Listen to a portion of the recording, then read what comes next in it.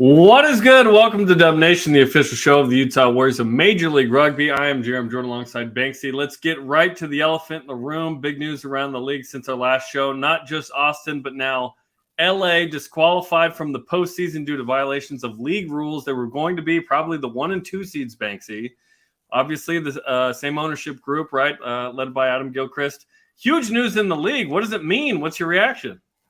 There's two sides to it for me. I think the first thing for me is that we absolutely should be trying to pay these players as much as is physically possible, and the current salary restrictions on the league need to grow. The other side of it is cheaters never win, and if you're a cheater and you're operating outside the rules, you're going to get what you deserve, and in this case, booted from the playoffs. So I think it's great accountability by the league to hold all the teams to a level playing field, because I think it's affected the competition. But the flip side of that is I think we're at a point now where the growth of the league and the attention that the league is getting in its fifth year has far surpassed what financially we're able to do for these players for putting their bodies on the line week after week.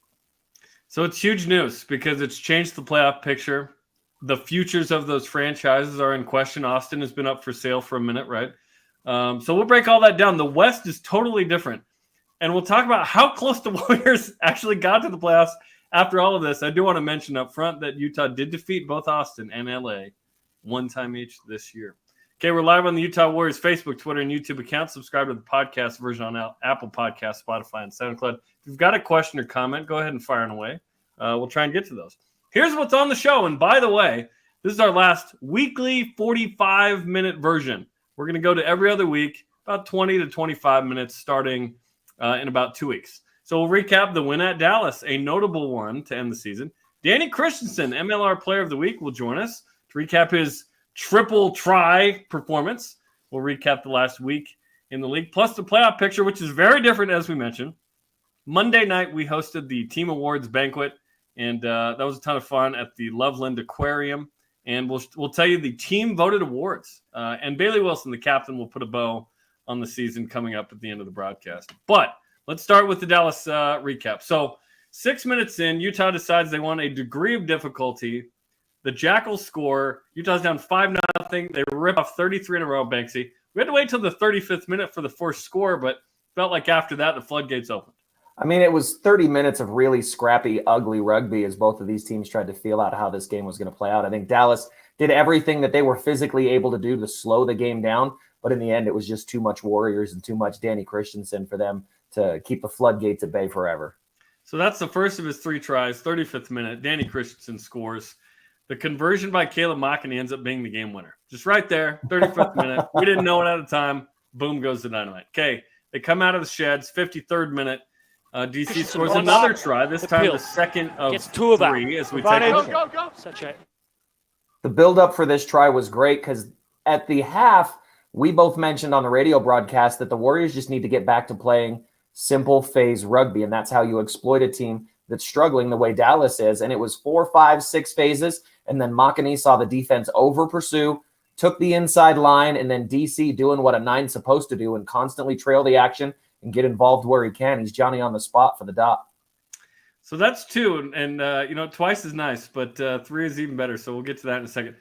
So off the restart, Tyler Fisher scores a try. This is one of the best tries we saw all season. We saw some great ones. Check this one out as Utah scores right away, and right here took the heart of the Jackals out. This game was over right here. I mean, it completely took the wind out of everybody that wasn't in a red and black shirt in that stadium at Choctaw Stadium, and it was a great run from Tommy Tuival. It's that rugby league run up off a deep kickoff. You just give it to the big man, and normally he just looks for contact, and nobody stepped into his gap, so he just kept going, and Tyler Fisher said, "Oh, you want a foot race? I'll give you a foot race."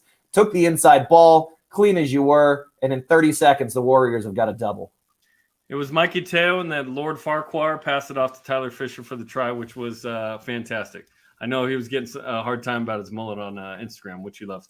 Okay, 64th minute, 10 minutes later, it's 21-5. Paul Asike, you kept calling on the radio, you're like, Paul Asike is getting this ball. Well, he definitely got it. Great pass from Paul to set up DC for his 3rd try, and the trio is the 3rd time a Utah Warriors players scored 3 in a match. Mika Kruse had earlier one this year against Dallas as well. This was just a great try. You know what's coming when the Warriors are this close. That, Paul Asike inside gap. There's 5 Dallas Jackals standing around Paul. and DC just comes in on a screamer. Can't believe he's about to get the hat trick. That was awesome. He hadn't scored all year, and then he got a trio, which is pretty awesome. He's just passing teammates left and right in the try column. Going the full pull for the 80 minutes too. Seriously. Working the man of the match. There was no backup. His replacement would have been Mikey Teo in that particular situation, but when you score 3 tries, it gives you a little bit of extra fuel in the tank. It's awesome. Okay, Colson Warner scored a try that they, deemed obstruction.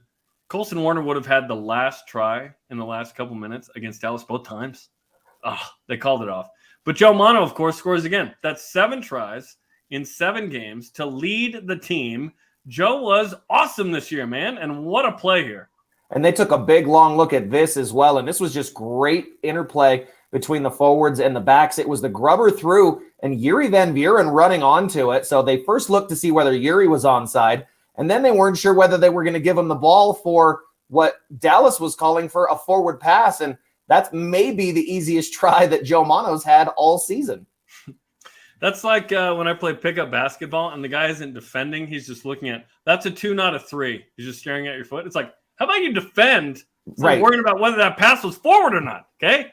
So that was fun. They reviewed it. It's a score. It's 33-5. The final score, Utah wins. More on that in a second. Shout out to Elijah Hayes and OC Nauer, who got their first caps. David Beach started for the first time. Colson Warner got in the game. It's been a minute since he'd been in. So we saw some new faces, and it was a nice performance from the boys. It was a full pull for sure to weather the ugliness that the first kind of 30, 35 minutes brought. The Dallas Jackals were literally just tossing the ball around without any real shape, without any real structure. And the Warriors kind of fell into that pattern a little bit, which you do, but they were coming up quick on defense. They were applying the leverage that they needed to. And eventually, once the pressure broke, it was all Warriors after that. So the boys did a great job for Dub Nation and closing out the season with a big win, 3 out of 5 to end the year. And it's only up from here.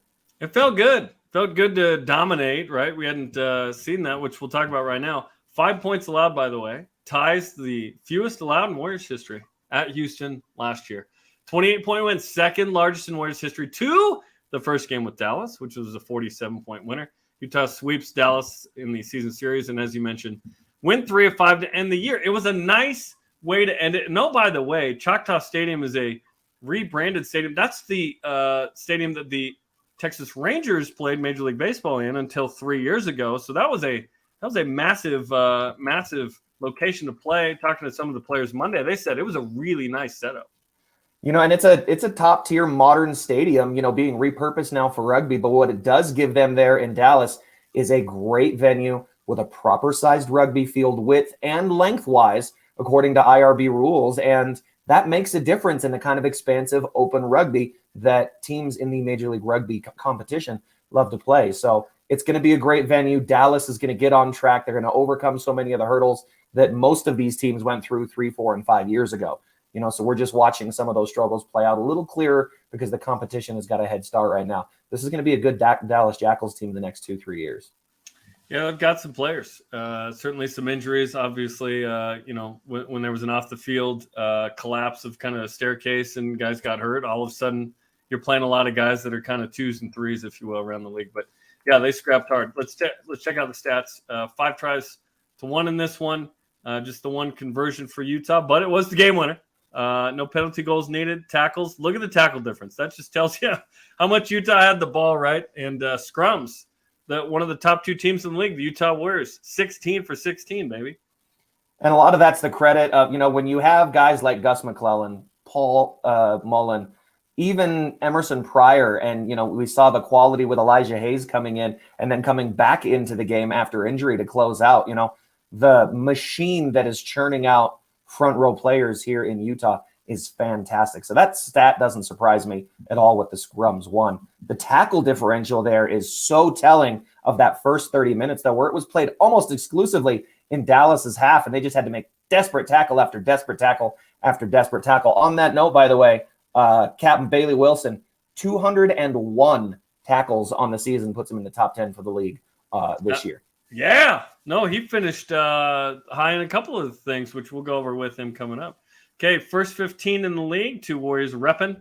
Danny Christensen at scrum half and outside center Tyler Fisher, well deserved.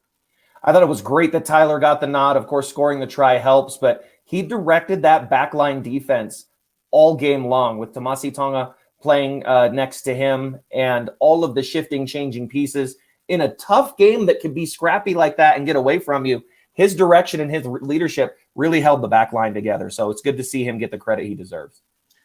Okay, our first guest of the evening is the MLR Player of the Week, Danny Christensen. 3 tries, 10 carries, 89 meters run, 8 tackles. He'd been out for a couple of weeks.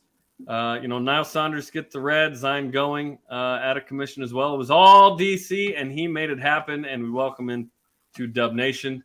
Danny, congratulations first off on the facial hair and the hair, and also on the MLR Player of the Week, man. What did that mean to you? Honestly, I feel like the last 4 or 5 days have just been this ongoing dream that I'm going to wake up from one of these days. But it just keeps getting better, and I don't know how, to be honest. Well, look, when you've played rugby with me, DC, there's only one way to go, and that's up, okay? Come on, Banks. Come on. I put you through a couple gaps. I've seen some things that you can do. Okay? Hanging balls in the lane that I can run onto. Those are the fun ones that I like. Give me that A-gap inside ball all day, DC. You know Daddy likes that kind of contact. Oh, yeah. Are you, in fact, auditioning for a reboot of The Muppet Show in the off-season with all of this going on? To be honest, I would love to. I'm actually headed to a little vacation with Niall Saunders, coincidentally, in Bali. Again? And, we're going to – yes. The honeymoon continues. It's fine. New York City first. Where are you going now? No, we're going to Bali, and there's going to be a bunch of humidity. Whoa. This hair is going to be bigger than it is now. Cannot wait. It's going to be amazing. Just use whatever Yuri uses on his hair. Honestly, I've been trying to get his secrets for years, and he just keeps us so tight. Guys, it's not a secret. It's 20 weight 50 motor oil. The only thing strong enough to keep that from not budging during a match the way it does. All right. That is amazing. Bali, that's going to be sweet, man. The bromance the MLR wants continues. Exactly. Okay, so you go into this game knowing, okay, yes, Mikey Teo can back you up if you can't go the 80. But not only do you go the 80, you score 3 times. The ball can bounce your way some weeks, it doesn't others. This was one where it went your way 3 times. When you scored the first one, where you're like, oh, finally I scored one, and then you get another, and then another, like DJ Khaled's just like in your head saying, another. Yeah, just DJ Khaled was on repeat in my head. No, but sorry, my dog's got something to say. See, even your dog saying, you the best. He's like, yeah, well done. You good. Another one. But no, it was definitely a bit of a relief to get that first one off my back. There's been a couple this year I've been like, man, I thought that I had this gap, didn't quite get it. Had an offload from Mika that just went right off my chest that broke my heart for a solid 3 weeks of my life. So it was good to get one that came through. Once that first one came, once again, the boys just kept putting me in space and just kept taking care of me real close to the try line. And I was just the one who was lucky enough to finish it. So scrappy moments through the first 35. Obviously, Dallas gets the first try. What's the mentality like on the field? Because the boys are absolutely hammering at Dallas. I think the only time they really got inside the 22 with any significance was when they scored, and it took a couple of penalties in their favor to get there. So how did you and the boys settle to get your first try? And then what was said at halftime as you guys came out? Because it was a different team in the second half when you guys rolled out. Yeah, I think that defense in general this season has been pretty dang solid. We've played some really good defense. We've had moments, of course, where we've broken down, but the defense was relatively solid. And we gave them space on the edge, but we bend but not quite break. And I think that it just took us a little while to get into this game for whatever reason. I think it was a little bit of, we're not going to playoffs this year. Things were a little bit different, a little bit more relaxed in training this week. It was our last week of the season. We're trying to enjoy being with the boys. And I think that causes us to have a little bit of a slower start. But after, starting to see a little bit of space, starting to get some face play together, having some big plays. And I think it really took a couple guys like Vili having carrying with intent a few times, just really putting some guys on the ground. Took Mikey Teo off that that goal line dropout, just really putting a couple people down and spinning out of some tackles to give us a little bit of momentum that just gave us a little bit of space on the edge. And then all of a sudden it was like, oh yeah, we do know how to play rugby, and it is a lot of fun when we attack the space and we're more accurate than we were the first 35. So it just was a little bit of a wake up call, and just like, oh yeah, we're a damn good team. So let's start playing like it, you know.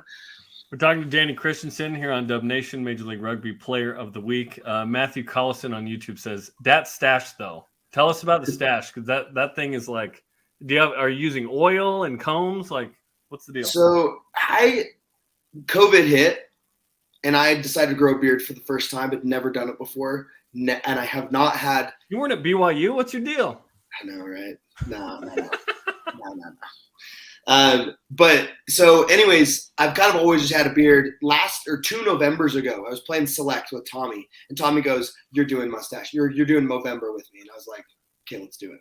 Did it, and I was like, I kind of liked it, having like the mustache with the long hair, pulling it up, having a little bun. I was like, I kind of like this look a little bit. It's like, it's Mustache May. I'm gonna do it. And I sent a message to the boys. I was like, hey boys, I'm doing Mustache May. Who's in with me? Crickets. I'd already shaved it. No one did it with me. I was like, guys, come on. I was already committed at that point though, so I'm still rocking it. I mean, what is it? Week and a half into June, and still got it, and I'm kind of liking it. So maybe you're gonna take it with you to Bali on the Brony Moon. Yeah, might have to. You know, Niall wasn't a huge fan of it, so I don't know. Maybe he'll convince me to shave it. But oh my gosh, come on. Yeah, we'll see. Derek Summers is gonna give you a red card too, I guess. Chances are good. Our season's over. His authority is, get off the field. His authority is invalid for these Utah Warriors now. So let's talk about, how close we got to the postseason. Both LA and Austin have been disqualified. We end up one spot out of the playoffs, 13 points behind the next team because we play it right. How did that feel for the boys in the locker room, ending the season 3 out of 5, knowing that you could take it to the top teams in the league? I know there's frustration there, and I don't really want to go there, but it really feels like this team came together and came through the storm better than they were earlier in the season. Yeah, I think in one regard, it is just a heartbreaker. It's like, geez, how many games did we lose by 3 points? How many games did we lose by 5 points? That are just like, we could have turned 2 of those around. Ball bounces a different way a couple times. We're there. And so in one regard, it does have a bit of bittersweet. Like, you know what? Like, should have done it, But in other regards, it took us a lot longer this year to get together. We ran into some issues, of course, with all kinds of stuff going on throughout the organization and just throughout the league in general. That just took us a little while longer to bounce back than we would have liked. But I mean, coming here at the end of the season, we were playing some really good rugby. We were beating some of the best teams in the league. I mean, Atlanta, Austin, LA, like we were playing some really, really good rugby. So in one regard, it was really rewarding because the boys really turned it around. We figured it out. We had some issues. We figured it out, and we started playing really good rugby. But in the other hand, it's tough. It's tough knowing that, man, like 2 fewer mistakes in 2 games, and we're in the playoffs, which is a tough pill to swallow, I think, Yeah, and whenever I evaluate a college football season for BYU, I look at, okay, 1-score games. If you can be north of 500 in those, you got a good shot of having like a good year, right? Unfortunately, all 7 games decided by 7 or less were a loss. If you won by convincingly, right? And you mentioned those wins. 18-point win over ATL, 14-point over Austin. Obviously, the 28 over Dallas, by the way, is the second largest win. You guys figured it out down the stretch. So is there anything that can carry into next year? Or is it too long of a gap to really have that momentum? Or is it, hey, the guys that are still going to be here know what we need to do? It's a good question. My opinion is one thing that we've always had with the Warriors ever since I've been a part of the organization is outstanding culture amongst the boys. And I think that as long as we keep the majority of the core guys together next year, and of course we're going to have a new coach come in. We have no idea how that's going to affect things, how that's going to affect contracts, who's going to be extended, who's not going to be extended.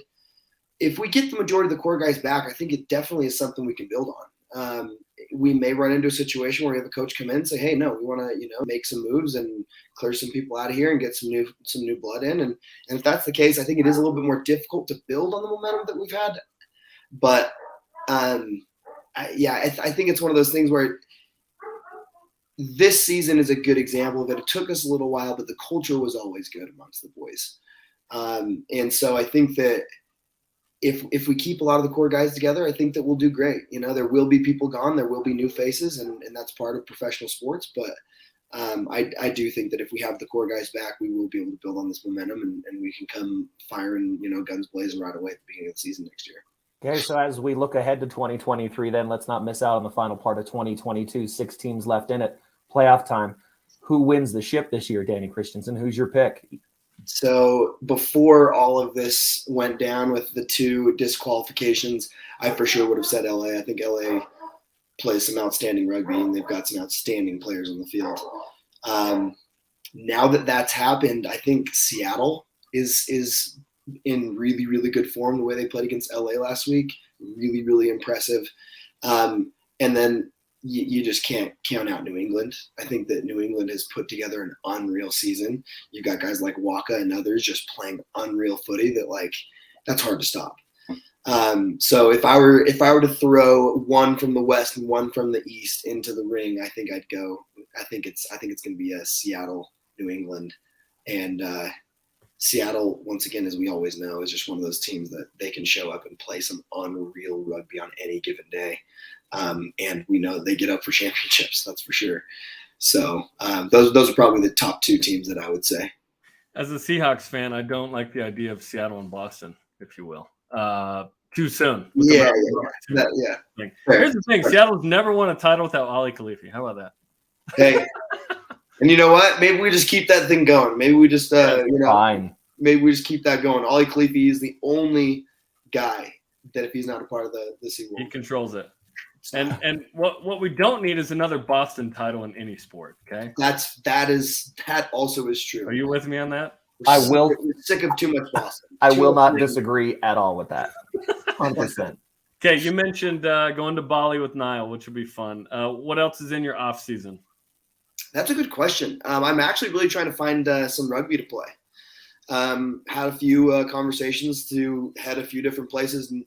Nothing solidified yet, but hoping just to, be able to go play some rugby. I quit my job of 7 years in sales at the beginning of this season to go full time into rugby. So I'm going to give it everything I can for as long as I can. So I'm going to try and play some rugby in the off season and see where it takes me.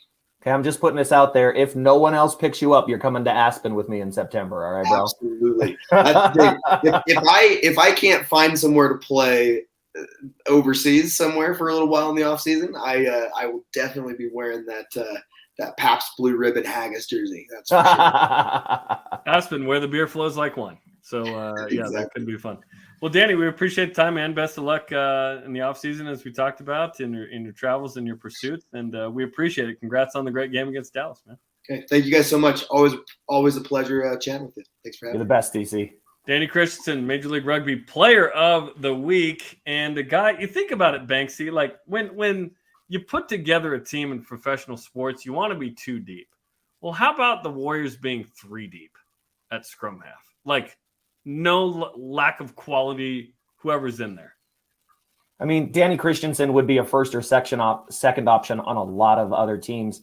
Yep. And he's one of those character guys in the locker room. He's a little older than a lot of the rookies that have been in the league. He's played a lot of rugby at the club level. Like, he's been playing for a while when he played with me, and I've been retired for the last 5 years. So, he might still play with you. Look, if I'm putting my boots on and DC's running 9, good things are going to happen at this point. He's just become such an incredible person and such an incredible player. He's the kind of guy you dream to have in your locker room. So a 33-5 win for Utah over Dallas. Let's look at the other scores from the other teams. In the final round of the regular season, ATL takes it to NOLA. New York defeated New England. That didn't really matter, though, because once ATL won, it was all New England 1, ATL 2. So New York at Atlanta, which we'll get to in a sec in the playoff first round, that semifinal. Austin defeats Houston, and Will McGee calls it quits. He's not going to be with the U.S. this summer. I think we could have used him against Chile to try and qualify. Going to miss him. DC beats Toronto. That was a bit of a surprise. And then Seattle, little do they know. So they need to win this game against LA to clinch or get 2 bonus points and don't lose by 26 or more. They just win outright, securing a playoff spot. And then suddenly, with LA's disqualification, they're hosting San Diego, which we'll break down in a second. It was a crazy round 18. Full credit to Riker and the boys there in Seattle. They've had a roller coaster season as well. So to go from, fighting for a spot to now hosting the game, it's an incredible feat for that team and for that franchise. And Riker Hadding is my vote for MLR Player of the Year. Ooh, there you go. I was going to say, if LA was in, Billy Meeks had a shot at that. Would have been interesting, right? Of course, you got to put Bodine Waka in that same Absolutely. kind of conversation. He's had an unbelievable season as well. Yes, absolutely, from New England. Okay, so we look at the standings and break down the playoffs here. So you'll notice the two DQs at the bottom. Austin would have been the 1 seed in the end. LA would have been the 2 hosting Houston, but because those 2 are disqualified from the playoffs due to violations of team rules with the league, Houston is the 1 seed, and they await the winner of Seattle hosting San Diego. That is the West. What do you think of those matchups now, which are totally different from what we thought 1 week ago? There is no way I would have ever foreseen this situation. I mean, Houston goes from scraping into the playoffs and locking up a spot to being the number 1 seed with a bye to try and get healthy for a chance to fight for the ship. Unbelievable for the Houston SaberCats and so many of their original players still on that roster. Just a crazy season they had last year. So absolute scenes if you're a Houston fan. And then it's the usual suspects out of the West, right? If we look through the first 4 seasons of MLR, it's Seattle and San Diego battling out in the playoffs. Here we go again. Run it back. So how about Houston just making its first playoff and then suddenly the one, like you said, like what? And then you look at Utah and it's like, 2 bonus point wins away because of the DQs. Oh, that's torture. It's all it would have been. And for Houston, I think their secret sauce are those City Edition jerseys. I think They had the best City Edition jerseys in MLR this year. Those were unbelievable. And if anybody wants to send me one in a 4X, I'll DM you my address. They were legit, right? Okay, let's check out the East. New England runs away with it, although it was just, 1 bonus point win. Although that last game, I'm not sure they, fielded the full team. They had locked up the one. Atlanta by a hair over New York. Toronto was close after that, but 15 points. I guess not that close. But so it was a 3-horse race in the East. But again, it is really tight, and Atlanta and New York have this thing where they play in the playoffs. I think this is the 3rd year in a row.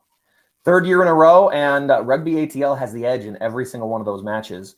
So and they're hosting at home in the heat in the South. I would give them the edge in that matchup again this year. But everybody in the East has been chasing New England all season long. This is no surprise. They've clearly been the form team in the East. So we'll see if we get an MLR champion for the first time out of the Eastern Conference this year.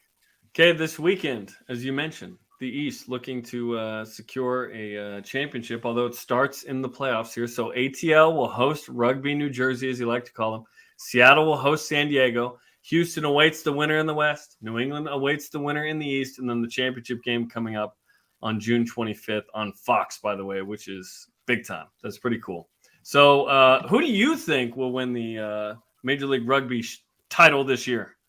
I think Rugby ATL, in a very familiar spot in the playoffs and playing really good rugby right now, are dangerous. And I think not having the bye week to sit and wait will probably help them because they're playing on-form rugby. So I would probably give them the nod over both the Free Jacks and Rugby New Jersey coming out of the East to make another MLR final. Out of the West, I kind of agree with DC. I think Seattle are a scary beast right now. They're big, they're physical, they're fast, and things are starting to click for them. So a lot of really good things coming out of Seattle right now. Not that I want to see them win a 3rd championship ring because that's really the rivalry that's become the games to watch in Major League Rugby between Utah and Seattle. But if you're going to lose to the champs, and I'd love to see Seattle go all the way with some friends on that team. Yeah, I think an Eastern Conference team wins it. Feels like ATL or New England would be the top candidates. Hard to go against New England the way they've been playing, but like you mentioned, ATL is so physical. New England's got the physicality and the speed. They've been the toughest team to beat in the league. That the championship goes through New England, probably, right? If they win, they host the MLR final. And so, yeah, I'll go with New England as my pick for the champ as well. Okay, it should be a fun playoffs there. And then once the season's over, we look forward to the MLR draft. And then something cool is coming to Utah. It's kind of like the Senior Bowl for rugby, and it's the Collegiate Rugby Shield, which is going to be awesome. This is incredible because we still get more live rugby to figure out who's the next best thing in Major League Rugby. The Collegiate Rugby Shield is an invitation series of games that will be held here in Utah with athletes who are graduating from college who want to be seen by MLR coaches and scouts, and probably teams from all over the world will be tuning in to pay attention to these guys to see what kind of quality continues to grow out of American rugby. So if you want to show up July 2nd, Zions Bank Stadium, see the next big stars of MLR take the field right here in Utah, the epicenter of all things rugby in America. And we've got the call of that game on FS1. So we got to stop dorking around. That's going to be a nice showcase for the Collegiate Rugby Shield, which will be a lot of fun. Okay, on Monday night, we hosted and emceed the end-of-year awards as voted by the players. Let's walk through what they handed out. It was a fun time there, and we'll fly through these. Newcomer of the Year, Caleb Makini, well-deserved. Absolutely fantastic. Leader on the field, backed up everything he did with his play, really came into his own in those final 7, 8, 9 games. So completely earned and deserved award for Caleb. Pathway Player of the Year, Tomasi Tonga, no doubter there. You know, it was going to be Tomasi, and really it's a very far shot to second place. He's just been unbelievable, played a ton of minutes, scored some great tries, and has a bright future playing rugby. Gorilla Squad, a.k.a. Bench Player of the Year, Mike Gieselman. Character guy, all class. Mikey G gets it done every single time, whether it's 7 minutes at the end of the match or whether it's getting a start, walking out of the tunnel at Zions Bank Stadium and running for 70 hard minutes. You know, Mikey G's always going to get 120% effort for his team. It was 119 one game, and we thought, wow, what happened today? Okay, Forward of the Year, Thomas Tuivau. He had a tremendous season. He really did, and to Thomas's credit, you know, they're really deep in that, you know, blind side, open side flanker spot. But when Jamie Lane went down with that shoulder injury, Tommy played lock, and a position he's not used to playing a lot of, and played really well for the Warriors and filling in there. So, you know, he did whatever it took for this team and for his boys to be able to perform at their best. And we saw in that game against Dallas all the different things that he's physically capable of. So love to see more from Tommy Tuivau, and great to see his other forwards recognize him for that award. Back of the Year, no-brainer. Joe Mano had a fantastic year in only 7 games. You want to talk about a guy that's come back from an ACL tear, long recovery in that, only plays for half the season and goes for a try a game in his return, and didn't play a ton of minutes in a couple of those even. So great to see Joe back and healthy, and that's got to be a red flag for the rest of the league to see a healthy Joe Mano running rampant on the outside for the Utah Warriors. Player of the Year, the captain Bailey Wilson got the nod from his fellow teammates. Great to see from Cap, and you know, I think General Manager Brandon Sparks said it best when he introed him. You know, it's really easy to forget how young Bales is. You know, a guy that's not even 25 years old yet, and still continues to step up for this team, to be a leader physically, to be a leader emotionally, and to be voted on by his teammates to win Player of the Year, I think is just a testament to the man that he is. Big time stuff. Okay, a few non-player awards. Top Producer Award, Tom Schimpf, who works in the office and really helps with the sales. 6 of the top 7 attended games in Major League Rugby were from the Utah Warriors, baby. How about Tom Schiff going back to the 2002 Olympics with the Apollo Anton Ono little soul patch down there on the chin? A little SOS pad stuck on the chin strap there, Tommy. Looking good, buddy. Congratulations. Our front office staff works as hard as any in the league, and Tom is one of the big spearheads for that effort. And the front office staff member of the year, Rob Nelson, who is a load of personality and curls. Rob is one of those guys that you just love to have around your team. He will do anything and help anywhere that's needed, sometimes doing the job of 3 or 4 guys on his own when we were short staffed and undermanned. So, I mean, that picture kind of looks like a 13-year-old junior high schooler that got her first perm. Not really the best representation of how fantastic his head of hair is. So sorry about that, Rob. We'll do better on the picture for you next time, buddy. We did Rob dirty? Shoot. I think we did Rob a little dirty with that. I really do. That's not that. He's a much more handsome and well-coiffed man than that picture shows. He's a good-looking dude, that's for sure. Okay, Heart of the Warrior Award. Hardest work ethic on the field, training, games, weight room. Saya Uhila, they call him Chief. He's still got it. The dude, like, a lot of people retire at his age, right? What is he, like 35 or something? Like, he is still kicking hard. Saya Uhila has been playing rugby longer than about half the MLR has been alive. And to still be playing at this level and getting better and making an impact, he was an absolute monster in the minutes that he played for the Utah Warriors, and did it again through a year that he struggled with injuries, with shoulder and leg injuries. So full credit to the Chief. It was fantastic to see him get that nod from his teammates and still be the Chief, be the senior leader on this team and the guy that everybody looks to. Yep, he dyed the beard blonde, and then it turned a little gray. They were calling him Gandalf that week. Okay, the Warriors Way Trophy, the player that embodies the Warriors' core values. Paul Mullen wins it. You want to talk about a guy that just is so universally beloved by this team and its fans. I think everybody that's come to Zions Bank Stadium probably has an interaction and a story to tell about Paul Mullins, and I would be surprised and shocked if there was a single negative one in any of them. He's always walking the sidelines. He's always saying hi. He's the only thing bigger than he is physically is his personality. He's such a great dude and so much fun to be around. So the Warriors Way Trophy, fully deserved. Paul Mullen, we see you, buddy. Good job. Thank you for representing all of us. And he went hard on the cowboy attire going to Dallas, by the way. He led the As group. He should. Fully embrace it. Come on, boy. I went to the Mariners-Rangers game where my Mariners came back in the ninth. That was awesome. I was like, you guys went to a great game. That was awesome. Okay, and the last part of the presentation Monday was the retirement for Chad Goff. He got his jersey. It was emotional. He got a standing out from his teammates and everybody there.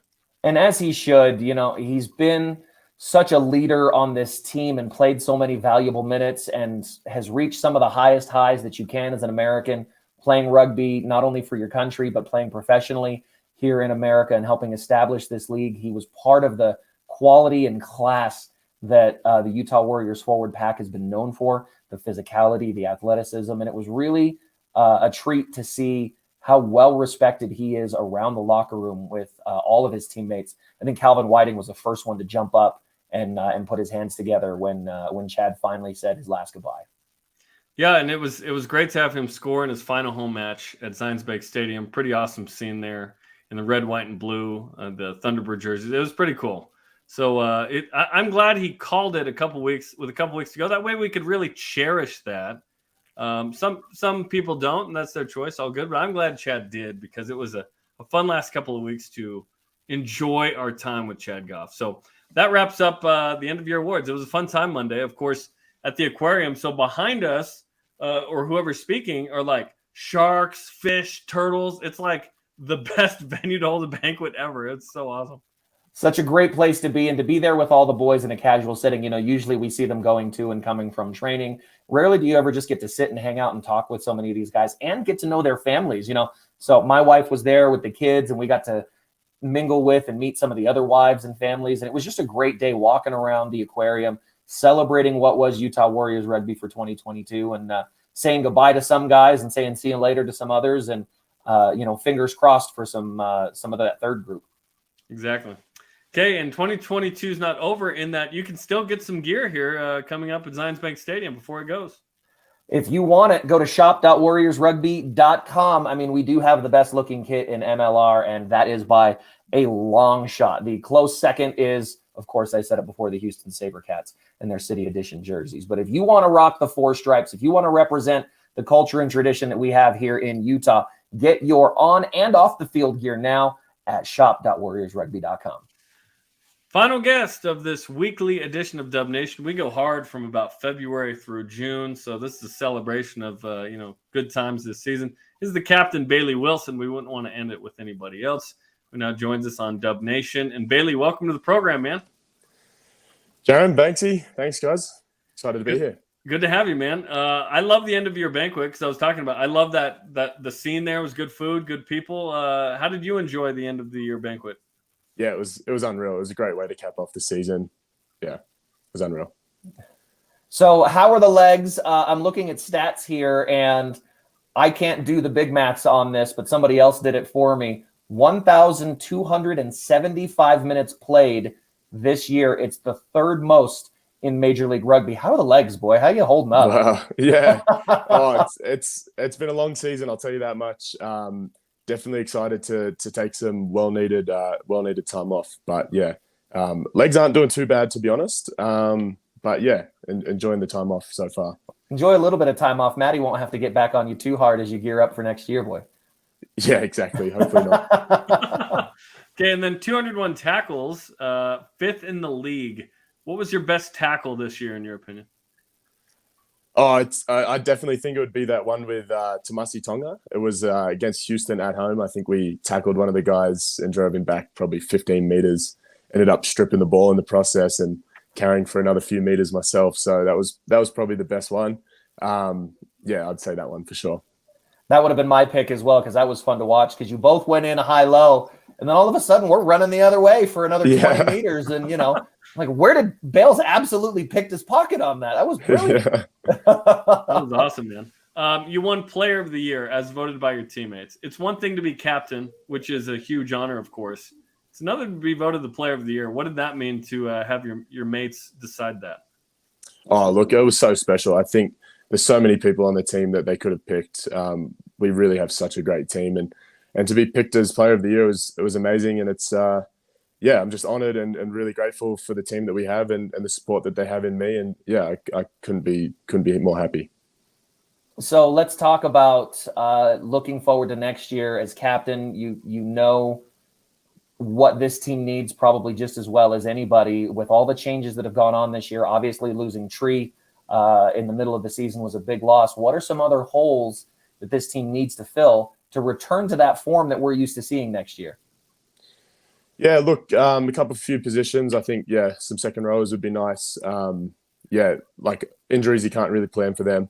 I think obviously a head coach would be very helpful. Let's start with that. Yeah, yeah, probably a head coach would be the first thing. Look, other than that, I think it's just for me, it comes down to preseason, the work that we put in the preseason, how close we can get together. Right, we heard Danny talking about the culture and how important that is.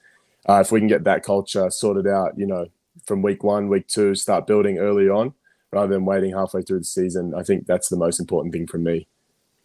Give us a sense during that, I think it was a 6-game losing streak, and they're really close margins here where it's like, give us a sense of how hard it was to stay positive, to wrangle the boys, and how you got out of that to finish with 3 of 5 wins, including notable wins, right, against ATL and Austin. Yeah, look, it gets pretty hard. Honestly, I'll be honest with you guys. It gets pretty hard after those 6 games. But look, I think to get out of it, we really just had to focus on the process and not the results. We were working hard for all 6 of those weeks, and it can get discouraging when you're not getting the results. So we really had to go back, take a step back, take a deep breath, refine our process, work on that, and just keep nailing those small little details and just keep working on those week after week. And we saw the benefits for the end of the season. The last 5 weeks we got 3 wins, but that work started a lot earlier. So yeah, it's just week after week working, in and out. Hindsight being 2020, obviously we couldn't have foreseen some of the major changes within the organization. How big, looking back, was getting Robbie Abel involved in this organization in his first coaching minutes for you personally and for this team? Because there really seems to be a pretty special connection on a coach-player basis between all of you guys that had to fight so hard together through those really last 9 weeks of the season. Yeah, our coach is unreal. Robbie's been phenomenal. He literally brought so much to this team. Rugby-wise and culture-wise, he's a man. Everyone loves being around him. Yeah, the coaches that we've got are amazing, and I couldn't say enough great things about them. When you look at the playoffs now, LA and Austin disqualified. Wild news, right? Who do you have winning the MLR title now? What's your pick? Oh, yeah, I think I'd have to probably go with the Free Jacks. Obviously, they've been in form this whole season. My brother's over there, so I back him to win it. Yeah, that's my team now. What a homer call. Oh, yeah. Yeah, I think I think the international players that they've got a very very good rugby IQ on their team, and they're going to hopefully have a home final. Right. So I think they're my pick for sure. Yeah. And when we look ahead too at kind of the off season, what's in store for you? You got any fun plans? It's a minute before January here.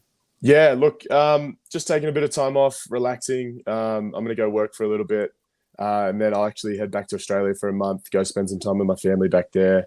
It's been a while since I've been back. It's been since, I think, before COVID, so 2019. Oh, wow. So really excited to get back there and just see all the friends and family, soak that in, try to gain a bit more weight, and hopefully come back into next season fit, stronger, and healthy, ready to go. How much weight do you want to gain here? Looking to gain about 5 kilos. So for that, it's about 12 pounds, I think. So it's doable. Not too many peanut butter and jelly sandwiches required in the middle of the night. You just straight weights and protein powder. What are we talking about here? Oh yeah, Maddie's pretty much told me to eat anything and everything. So anything really. You got the green light? Donuts, milkshakes, peanut butter jelly sandwiches, whatever. Oh, yeah. Full send. That's awesome, what I love man. to hear. Welcome to the rest of our world. I never once had a coach tell me that. They were always trying to put me on restricted diets. I'm like, I'm a prop. What do you want me to be built like? Yeah, exactly. Banksy, you could lose 15 to 20 kgs and still be a pretty good prop. Yeah, but I'd have to give up chocolate cake and milkshakes. I don't want to do that, coach. Not worth it. Exactly. No, it's not a bad thing for sure. But yeah, when you play over 1,000 minutes, it's you have to eat that sub food to just keep the weight on. So you're just burning that many calories. You're just constantly, just trying to keep it on. Especially playing that open side flanker position. Can we talk? I mean, we've kind of shouted out Maddie here a little bit. Yep. I know he's such a key role and kind of an unsung hero on that coaching staff. What does that offseason look like for you and for all of the other players staying accountable to your fitness? Because I know you guys want to come back hungry and ready to go come January as we look into the next season. How involved are you in communication with Matt on that strength and conditioning? How does that work for you guys? Yeah, so we actually set goals today. So Matt and I sat down. We set some goals for the off season. So we'll connect pretty much whenever, but it'll be about every 2 weeks or so. He's got a program for us though. Each person has their own program depending on what they need.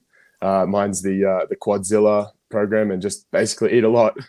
The seafood diet, basically, if you will. Nice.